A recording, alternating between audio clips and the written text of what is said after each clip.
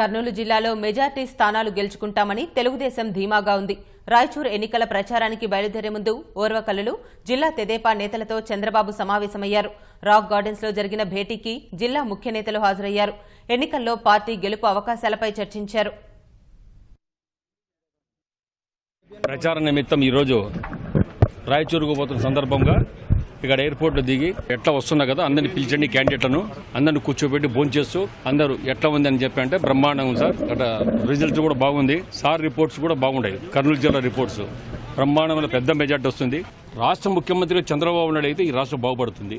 రాక్షసులు వస్తే ఈ రాష్ట్రం రాక్షస రాజ్యం అవుతుంది అని ప్రజలు, ముఖ్యంగా మహిళా దేవతలు ఖచ్చితంగా ఓటు బ్రహ్మాండంగా చంద్రబాబు నాయుడు గారికి సైకిల్ గుర్తుపైన ఓటు వేసి గెలిపిస్తున్నారు. ముఖ్యంగా మహిళామణులకు సోదరులు చేసినట్టు ఓటర్స్ అందరికీ కూడా నేను కృతజ్ఞతలు చెప్పినని చెప్పేసి ముఖ్యమంత్రి గారు చెప్పడం జరిగింది. ముఖ్యమంత్రి గారు ఎంత సంతోషంగా ఉన్నారంటే అంత సంతోషంగా ఉన్నాడు. 100% తెలుగుదేశం అధికారంలో వస్తుందని చెప్పడం జరిగింది.